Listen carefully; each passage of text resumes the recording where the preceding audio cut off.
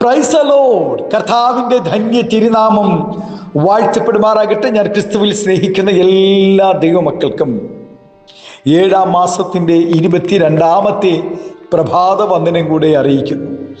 ലോകമെമ്പാടുമായിരുന്നു കൊണ്ട് ഈ പ്രഭാതവും ഈ വചന സന്ദേശം ശ്രവിക്കുന്ന എല്ലാ ദൈവദാസന്മാർക്കും ദൈവദാസിമാർക്കും വാത്സല്യ കുഞ്ഞുങ്ങൾക്കും എൻ്റെ ഹൃദയത്തിൻ്റെ ആഴമേറിയ സ്നേഹത്തെയും വന്ദനത്തെയും നന്ദിയും ഒപ്പം പ്രാർത്ഥനയും അറിയിക്കുന്നു. പ്രാർത്ഥനയോടുകൂടി ഈ പ്രഭാതവും വചന സന്ദേശത്തിലേക്ക് നമുക്ക് പ്രവേശിക്കാം. 135-ാം സങ്കീർത്തനക്കാരൻ പാടുന്നു, യഹോവ യാക്കോബിനെ തനിക്കായിട്ടും ഇസ്രായേലിനെ തൻ്റെ നിക്ഷേപമായിട്ടും തിരഞ്ഞെടുത്തിരിക്കുന്നു. നാം വില കൊടുത്ത് വാങ്ങിയത് നമ്മുടെ സ്വന്തമാണ്, മറ്റാർക്കും അതിന്മേൽ അവകാശം സ്ഥാപിക്കുവാൻ അധികാരമില്ല. ദൈവം നമ്മെ വിലയ്ക്ക് വാങ്ങിയിരിക്കുകയാണ്. ലോകത്തിന് നമ്മുടെ മേൽ യാതൊരു അവകാശവുമില്ല. മാതാപിതാക്കൾക്ക് സ്വന്തം മക്കളോടുള്ള സ്നേഹവും കരുതലും വളരെ വലുതാണ്. അതിൻ്റെ വ്യാപ്തി വാക്കുകൾ കൊണ്ട് വർണ്ണിക്കുവാൻ സാധ്യമല്ല. അതുപോലെ തന്നെ സ്നേഹിക്കുന്ന തങ്ങൾക്ക് വേണ്ടി കരുതുന്ന മാതാപിതാക്കൾ ഉണ്ടെന്ന് ബോധ്യമുള്ള മകൻ്റെയോ മകളുടെയോ ആത്മവിശ്വാസവും സുരക്ഷിത ബോധവും വാക്കുകൾക്ക് അതീതമാണ്. ഇതുപോലെ ദൈവത്താൽ തിരഞ്ഞെടുക്കപ്പെട്ടവരും ദൈവത്തെ സ്നേഹിക്കുന്നവരുമായ നാം ദൈവത്തിൻ്റെ സ്വന്തം സ്വത്താണ്. ദൈവം നമ്മുടെ പിതാവും നാം ദൈവത്തിൻ്റെ മക്കളുമാണ്. മക്കൾ പലപ്പോഴും മാതാപിതാക്കളെക്കുറിച്ച് വേണ്ടത്ര വിചാരമില്ലെങ്കിലും മാതാപിതാക്കൾക്ക് പലപ്പോഴും മക്കളെക്കുറിച്ച് ചിന്തിക്കുന്നവരും അവർക്കായി ജീവിക്കുന്നവരുമാണ്. ദൈവജനത്തിന് ദൈവത്തെക്കുറിച്ച് വേണ്ടത്ര അറിവും ചിന്തയും ഇല്ലെങ്കിലും ദൈവത്തിന് നമ്മെക്കുറിച്ച് എപ്പോഴും ചിന്തയുണ്ട്. നാം ദൈവത്തിൻ്റെ സ്വന്തമാണെന്ന് ദൈവം തന്നെ പറഞ്ഞിട്ടുണ്ട് തിരുവചനത്തിൽ. ഇവിടെ നാം വായിക്കുന്നു, യഹോവ യാക്കോബിനെ തനിക്കായിട്ടും ഇസ്രായേലിനെ തൻ്റെ നിക്ഷേപമായിട്ടും തിരഞ്ഞെടുത്തിരിക്കുന്നു എന്ന്.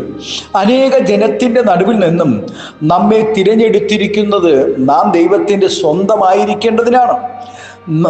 ഇനി നാം ഏതെങ്കിലും മതരാഷ്ട്രീയ വർഗീയ സംഘടനകളുടെയോ ഏതെങ്കിലും സമ്പന്നരുടെയോ ശക്തിയുടെയോ വകയല്ല. എന്തിനേറെ പറയുന്നു, നാം നമ്മുടെ പോലും സ്വന്തമല്ല.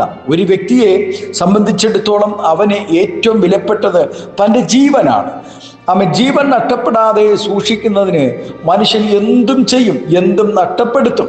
എന്നാൽ കർത്താവ് തൻ്റെ ജീവൻ മറുവിലയായി കൊടുത്തുകൊണ്ടാണ് നമ്മെ സമ്പാദിച്ചിരിക്കുന്നത്.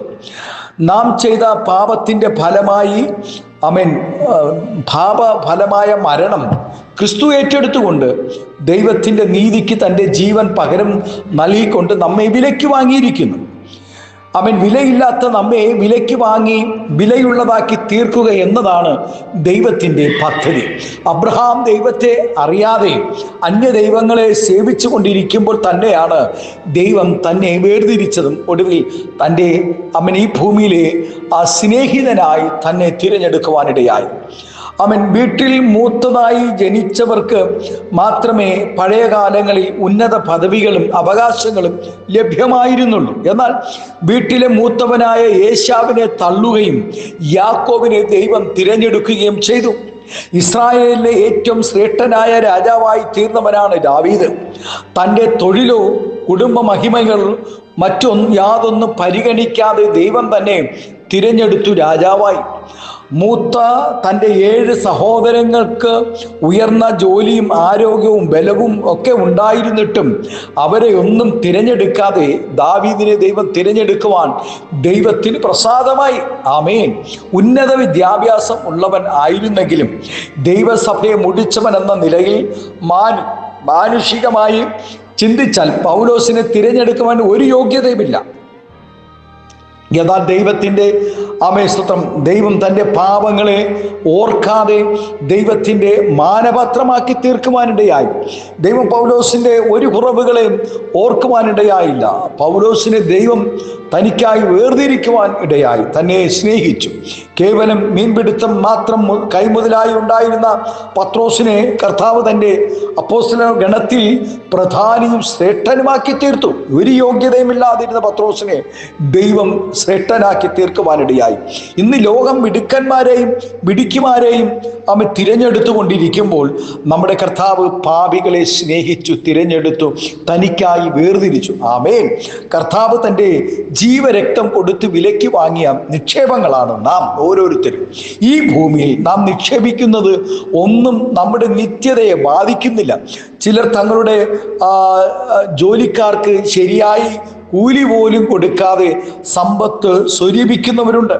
പലരുടെയും നിക്ഷേപങ്ങൾ കൊള്ളയടിക്കപ്പെട്ടു പോവുകയും ചെയ്യുന്നു. പ്രിയ ദൈവവേദിയിലെ ഭൗതിക നിക്ഷേപങ്ങളെ കുറിച്ചല്ല നാം ആപരാധിപ്പെടേണ്ടത്.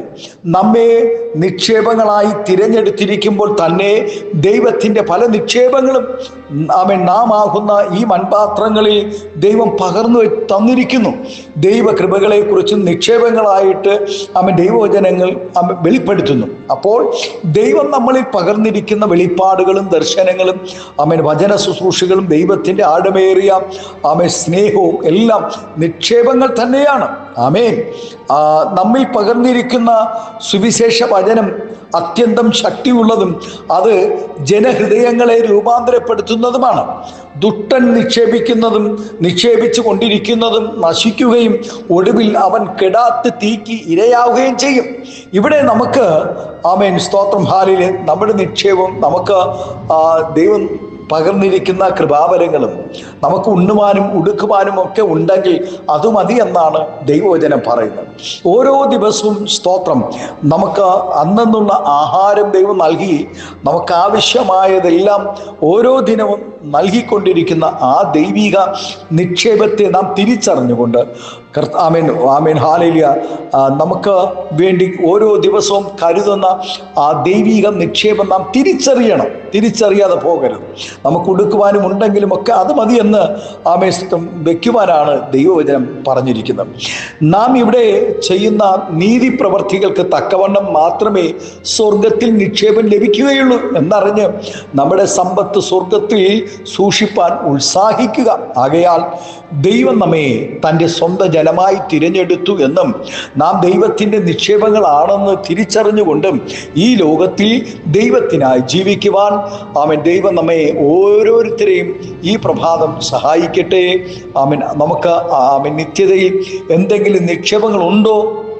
ഇന്ന് പ്രഭാതം ഒന്ന് ചിന്തിച്ചു നോക്കിയേ പ്രിയ ദൈവവേദിയിലെ ഈ വചന സന്ദേശം ശ്രമിക്കുന്ന കർത്താവിൻ്റെ ദാസിദാസന്മാരെ, നമുക്ക് സ്വർഗത്തിൽ നിക്ഷേപമുണ്ടോ? ദൈവം നമ്മളിൽ നിക്ഷേപിച്ചത് നാം വ്യാപാരം ചെയ്യുന്നുണ്ടോ എന്ന് നാം ഓരോ ദിവസം ശോധന ചെയ്തുകൊണ്ട് ജീവിക്കുവാൻ ദൈവം നമുക്ക് കൃപ നൽകട്ടെ. കർത്താവ് അതിനായി നമ്മെ ഒരുക്കട്ടെ. വിശുദ്ധിയിലും വേർപാടിലും വിശ്വസ്തതയിലും നിന്നുകൊണ്ട് കർത്താവിൻ്റെ നിക്ഷേപങ്ങളായി തീരുവാൻ, സ്വർഗീയ നിക്ഷേപങ്ങൾ നിക്ഷേപിക്കുവാൻ, ആത്മാക്കളെ നേടുവാൻ ആത്മഭാരത്തോടുകൂടെ നമുക്ക് ദൈവസന്നിധിയിലായിരിക്കാം. ഈ പ്രഭാതം ഈ ശബ്ദം ശ്രവിക്കുന്ന എല്ലാ ദൈവദാസന്മാരെയും ദൈവം എല്ലാവരെയും ധാരാളമായി അനുഗ്രഹിക്കട്ടെ.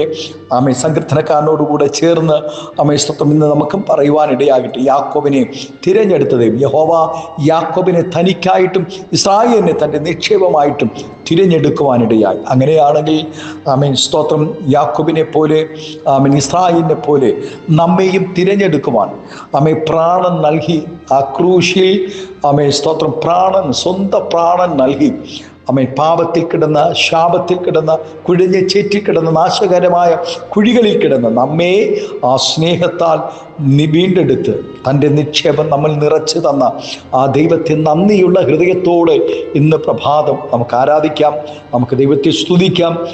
ഇനിയും ദൈവിക സ്വർഗീയ നിക്ഷേപങ്ങൾ നമ്മുടെ മേൽ പകരുവാൻ വിശുദ്ധിയോടുകൂടെ വിശ്വസ്തയോടുകൂടെ ദൈവകരങ്ങൾ നമ്മെ ഏൽപ്പിച്ചു കൊടുക്കാമോ? ഈ പ്രഭാതം നമ്മുടെ കണ്ണുകൾ ദിവസത്തിനടയ്ക്കാം.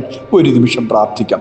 പരിശുദ്ധ പിതാവേ, നല്ല ദൈവമേ, സ്നേഹവാനായ ഞങ്ങളുടെ നല്ല കർത്താവ്, ഞങ്ങളുടെ നിക്ഷേപം ഈ ഭൂമിയിലല്ല കർത്താവ്. ഞങ്ങൾ കർത്താവെ സ്തോത്രം സ്വർഗീയ നിക്ഷേപങ്ങളായി തീരുവാൻ പരിശുദ്ധാത്മാവ് ഞങ്ങളെ തിരഞ്ഞെടുത്ത മഹാസ്നേഹത്തിനായി നന്ദി പറയും. നാഥ, ഈ ശബ്ദം ശ്രവിക്കുന്ന എല്ലാ ദൈവദാസന്മാരെയും ദൈവദാസിമാരെയും വാത്സല്യ കുഞ്ഞുങ്ങളെയും സ്വർഗീയ നിക്ഷേപങ്ങളായി സ്വർഗം തിരഞ്ഞെടുത്തിരിക്കുന്ന മഹാസ്നേഹത്തിനായി സ്തോത്രം ചെയ്യുന്നു. ഇന്ന് പ്രഭാതം ഈ വചന സന്ദേശം അവരുടെ ജീവിതത്തിൽ ഏറ്റവും അനുഗ്രഹമാക്കി തീർക്കും. ആമേൻ. കർത്താവ്, യൗവനക്കാരുടെ മേൽ കർത്താവ് ഈ ദിവസങ്ങളിൽ അനേകർ പാപത്തിൽ വീണുകൊണ്ട്, പാപത്തിൽ നശിച്ചുകൊണ്ട്, വിളിയും തിരഞ്ഞെടുപ്പും തിരിച്ചറിയാതെ, ദൈവത്തിൻ്റെ നിക്ഷേപമെന്ന് തിരിച്ചറിയുവാൻ കഴിയാതെ കർത്താവെ അനേകർ ആമേൻ ലോകത്തിൽ വീണുകൊണ്ടിരിക്കുമ്പോൾ, നശിച്ചു കൊണ്ടിരിക്കുമ്പോൾ അവരെയൊക്കെയും ദൈവം ഈ നാളുകളിൽ തിരഞ്ഞെടുത്ത്, കർത്താവ് ഞങ്ങളെ തിരഞ്ഞെടുത്തതുപോലെ എൻ്റെ ജനത്തെ തിരഞ്ഞെടുത്ത് അഭിഷേകത്തിൽ സ്വർഗം നിർത്തുമാറാകണമേ എന്ന് പ്രാർത്ഥിക്കുന്നു. ഞങ്ങളുടെ ഹൃദയങ്ങളിൽ പകർന്നിരിക്കുന്ന, ഞങ്ങളുടെ ജീവിതത്തിൽ ഈ മൺകൂടാരങ്ങളിൽ പകർന്നിരിക്കുന്ന സ്വർഗീയ നിക്ഷേപങ്ങൾക്കായി സ്തോത്രം ചെയ്യുന്നു. എല്ലാവിധമായ നന്മകളും അനുഗ്രഹങ്ങളും ആമേൻ സ്വർഗീയ കരങ്ങളാൽ പകരണമെന്ന് പ്രാർത്ഥിക്കുന്നു. ആമേൻ. തലമുറയില്ലാതെ ഭാരപ്പെടുന്നവർ, തലമുറകളെ ഓർത്ത് കരയുന്നവർ, ഭവനമില്ലാതെ ഭാരപ്പെടുന്നവർ, കടഭാരങ്ങളിലായിരിക്കുന്നവർ, കർത്താവെ എത്ര പ്രിയപ്പെട്ടവർ, പലവിധമായ രോഗബലഹീനതയിലായിരിക്കുന്നവർ, ആമേൻ ഹോസ്പിറ്റലിൽ അഭയം പ്രാപിച്ചവർ, ഭവനങ്ങളിൽ, വഴിയമ്പലങ്ങളിൽ ഒക്കെ ആയിരിക്കുന്ന അനേക പ്രിയപ്പെട്ടവരെ എൻ്റെ സ്വർഗത്തിലെ ദൈവം ഇന്ന് പകൽ കർത്താവെ നിക്ഷേപമായി തിരഞ്ഞെടുത്ത് അനുഗ്രഹിക്കണമേ എന്ന് പ്രാർത്ഥിക്കുന്നു. സ്വർഗം അത്ഭുതം ചെയ്യുന്നതിനായി സ്തോത്രം. മഹത്വം പങ്കെടുക്കും യേശുവിൻ്റെ നാമത്തിൽ കൃപയോടെ പ്രാർത്ഥന കേൾക്കണമേ സ്വർഗീയ നല്ല പിതാവേ. Amen, amen. Thank you. God bless you. എല്ലാവരെയും ഈ പ്രഭാതം ധാരാളമായി അനുഗ്രഹിക്കട്ടെ. Thank U.